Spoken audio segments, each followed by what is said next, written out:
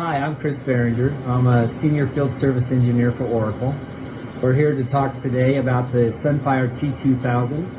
One of the first things that you want to do when servicing the T2000 is you want to verify the serial number so that you can verify that the case was opened under the correct serial number and that the system has been entitled properly. The serial number is actually located right here on the front bezel. One of the first things you might want to do when servicing the T2000 is talk with the admin and have him turn the locator light on so that you can actually find the system and make sure that you're working on the same system that the customer thinks you're working on. When the set locator light has been turned on, a blue light blinks right here in the corner, letting you know that, okay, this is the system that he turned the light on. When working on these systems, always make sure to practice proper ESD procedures. So we're going to go ahead and we're going to open up the static mat here and hook it up to make sure that we're grounded out.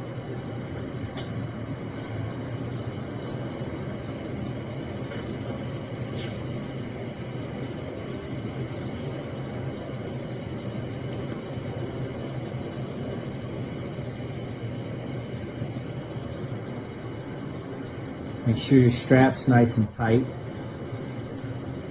So we're going to go ahead and replace the service processor, or the ALOM, on the T2000. The ALOM is the Advanced Lights Out Management.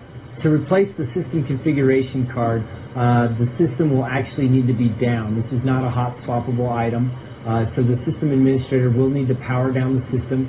He can use an init 0 to bring it down to the OK prompt, or he can also use an init 5, which will actually shut the system down entirely. We've actually removed the system from the rack here. Typically, you would just slide the system out.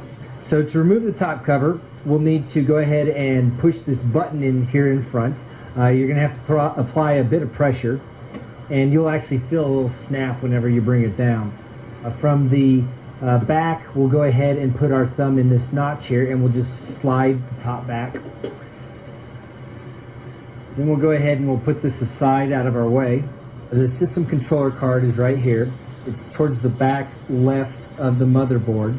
You have two little connectors here on each side, and we'll want to apply equal pressure on both sides, and it will actually push the controller card up so that we can pop it out. We'll take our controller card here and we'll put it on our anti-static mat, and we'll get our replacement card. One thing that we'll want to make sure we remember to do is to move the customer system configuration from the old card and the new card. This chip actually has the customer's configuration on there and the host ID. Some products actually rely on the host ID for licensing, like Veritas. So if you don't move this card over, or this chip over, the system might not actually boot. So we'll go ahead and do that. You just grab each side, it slides right up. We'll put that there, and we'll just swap them back and forth here. Now make sure that when you're doing this that you keep track of which is the new card and which is the old card. And we'll go ahead and grab the new card here.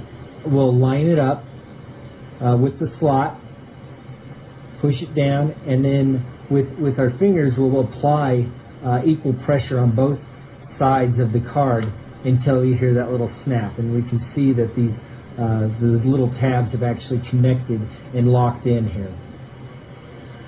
Now that the card's been replaced, we can go ahead and we can put the lid back on.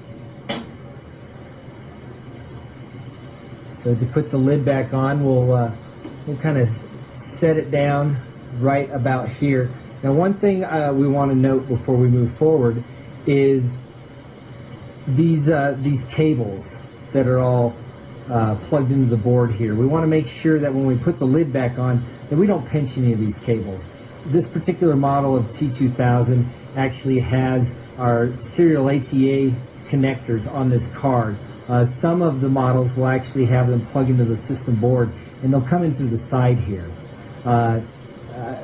It happens occasionally where these cables will come up right around this little beam here, and they could get pinched. So we want to make sure that this is nice and clear of any kind of cables.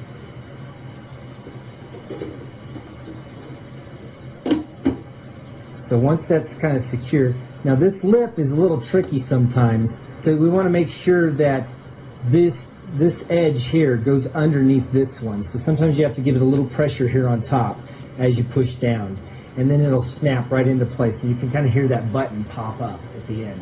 So at this point, you'll go ahead and you'll slide the system back in.